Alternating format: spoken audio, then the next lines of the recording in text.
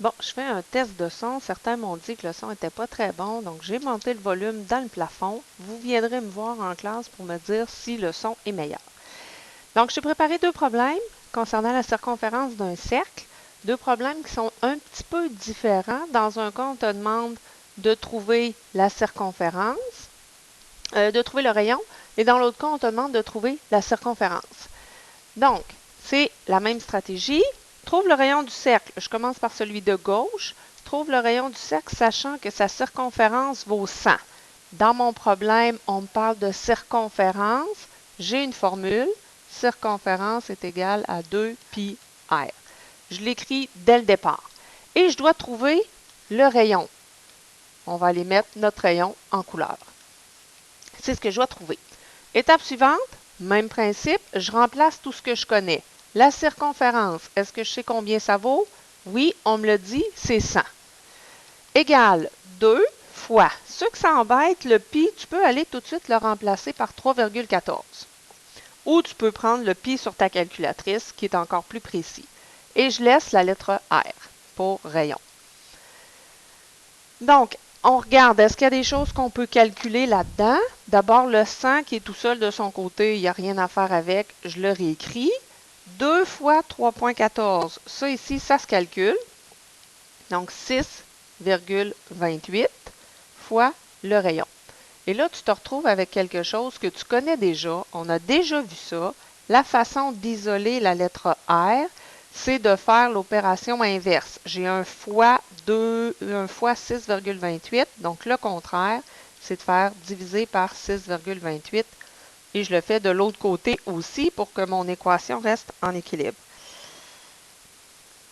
Ce qui me donne, arrondi toujours, arrondi au centième, 15,92 et ça, c'est égal à mon rayon. Les 6,28 s'annulaient. Donc, quelle est la mesure de mon rayon? C'est 15,92 cm parce qu'on travaillait en centimètres. Tu vois qu'ici, on a eu à faire de l'algèbre parce que ce que je devais trouver était à droite de ma formule. Tandis que dans le deuxième exemple, on n'aura pas d'algèbre à faire, ça va être simplement d'appliquer notre formule. On me demande de trouver la circonférence. Ah, j'ai une formule pour la circonférence, je l'écris en partant. Circonférence égale 2 pi r. Ce que je dois trouver, c'est la circonférence. Je mets ça en couleur. La circonférence du cercle, ici, une petite erreur. Sachant que son diamètre vaut 4. Bon, ben là, diamètre, moi, dans ma formule, c'est le rayon que j'ai besoin. Est-ce que je connais une formule qui permet de passer de diamètre à rayon? Si mon diamètre vaut 4, d'un bout à l'autre, c'est 4 cm, ben le rayon, c'est la moitié de ça. Le rayon, ça va être donc égal à 2 cm. Tu peux aussi utiliser ta formule. Diamètre égale 2 fois le rayon. Et là, tu y vas tel quel avec ta formule, tout simplement. Donc, mon diamètre qui est 4, je cherche la valeur du rayon. Bien, il va falloir que je divise par 2 de chaque côté. Tu peux y aller comme ça aussi.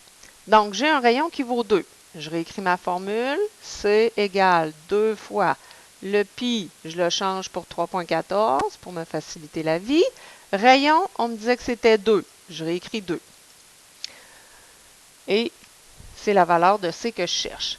Donc, si tu regardes de chaque côté de ton égal, là, à droite, tu n'as que des chiffres, que des opérations. Tu es capable déjà de tout calculer ça. 2 fois 3,14 fois 2, ça me donne 12,56 cm.